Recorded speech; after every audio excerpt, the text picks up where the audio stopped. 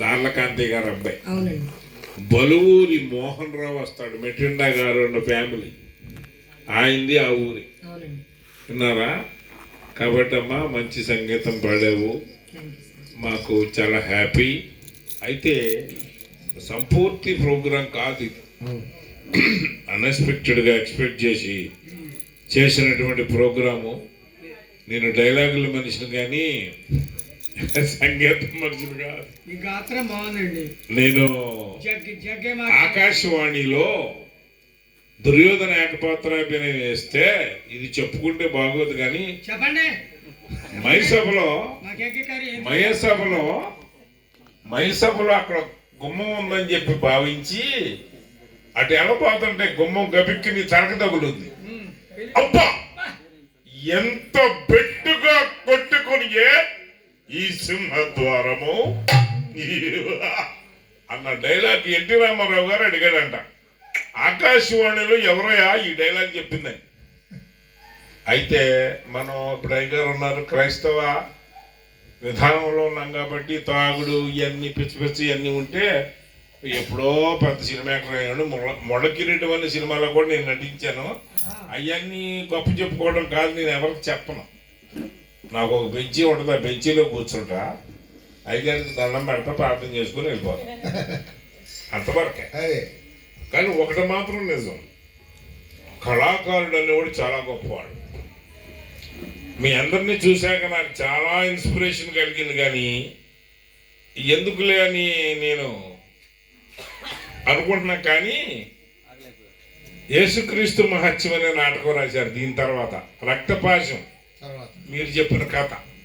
నేను అడిగాను, ఏమ్మా నీకు బాగా వచ్చింది ఏదంటే అన్నీ చెప్తామండి, కానీ యాకోబు మాకు బాగా అంటే అదే చెప్పు అని చెప్పి నేను అమ్మాయి చెప్పాను.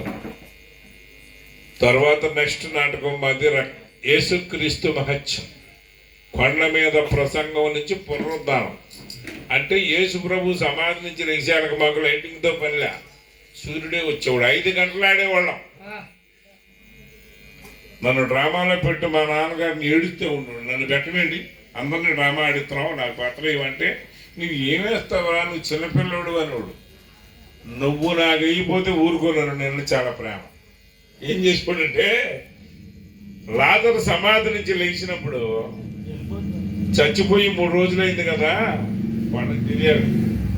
చచ్చిపోయి 3 రోజులైంది కదా యేసు ప్రభు, మరి లేస్తే మురికి వాసన వస్తుంది కదా అన్న డైలాగ్కి మార్తమలాగా ఇవ్వమని నాకు ఒక నడుకు కట్టుకట్టి మేకప్ వేశాడు. మొట్టమొదటి ఆడపాత్ర వేశాను నేను.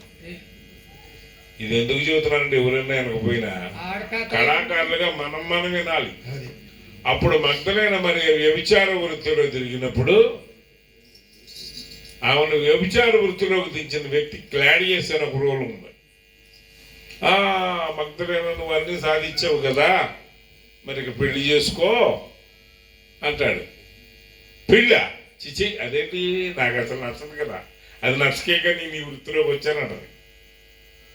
అయినా నన్ను ఎవరు చేసుకుంటారు, నేను చేసుకుంటాను అంటాడు క్లాడియస్. నువ్వా?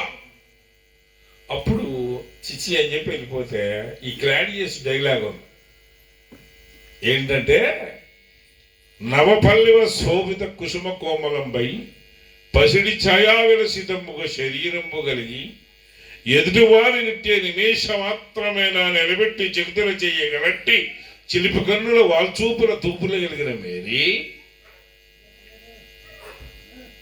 ఆడది అనగానే అది అందాల బొమ్మ కానీ కాకపోని అహోరాత్రాలు అన్న పానీయములు మరచి అది కసరినను విసరినను కనీసం కన్నెత్తి చూస్తేనైనా చాలుననే కాంక్ష గరిష్ఠులై తమ భవిష్యత్తు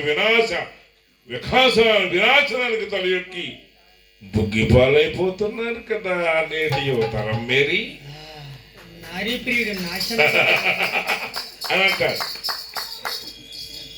అది యేసుక్రీస్తు మధ్య మనం ఇంకోసారి చెప్పుకుందాం, ఎందుకంటే ఇక్కడ మొత్తం యేసు ప్రభుతో ఉంటుంది ప్రోగ్రాం. మరి అప్పుడప్పుడు లోకరీతిగా ఉండే ప్రోగ్రాం కుదరదు.